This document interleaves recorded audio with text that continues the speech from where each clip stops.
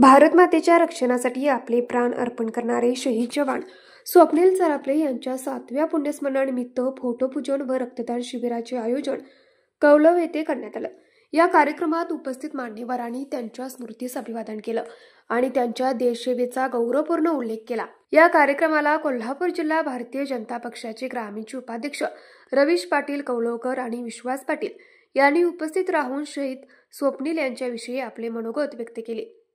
त्यांनी सांगितले की स्वप्नील सरापले हे केवळ कौलव नव्हे तर संपूर्ण कोल्हापूर जिल्ह्याचे अभिमान होते। त्यांच्या त्यागामुळे आपण सर्वजण सुरक्षित आहोत। समारंभास कौलव परिसरातील नागरिक मोठ्या संख्येने उपस्थित होते। कार्यक्रमादरम्यान फोटोपूजन करून शहीद स्वप्नील सरापले यांना भावपूर्ण श्रद्धांजली अर्पण करण्यात आली। या प्रसंगी प्रमुख पाहुणे म्हणून साई समूहाचे अध्यक्ष चंद्रकांतदादा पाटील कौलवकर उपस्थित होते। यांच्यासह भोगावतीचे माजी चेअरमन धैर्यशील पाटील, उपसरपंच सरिता पाटील, अजित पाटील, सुशील पाटील, रवीश पाटील, डेप्युटी सरपंच सरिता पाटील, रणजित पाटील, अण्णाप्पा चौगुले, विश्वास पाटील, के.बी. सरापले, सदस्य सुलोचना पाटील, शहाजी पाटील, राजेंद्र पाटील यांची उपस्थिती लाभली। या कार्यक्रमाचे आयोजन स्वप्नील सरापले फाउंडेशन तर्फे करण्यात आलं होतं।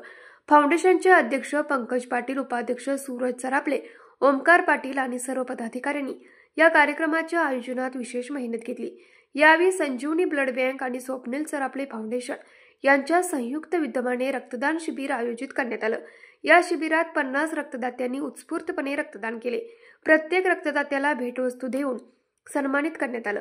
हा उपक्रम शहीद जवानांच्या स्मृती जपण्यासाठी आणि सामाजिक बांधिलकी जपण्यासाठी एक प्रेरणादायी पाऊल ठरलं। न्यूज मराठी 24 साठी निरंजन पाटील, राधानगरी। हे आहे गोकुळचं श्रीखंड, अगदी जिभेवर रेंगाळणार। जिभेवरच नाही तर मनावरही रेंगाळणार। गोकुळ श्रीखंड, मनावर रेंगाळणार।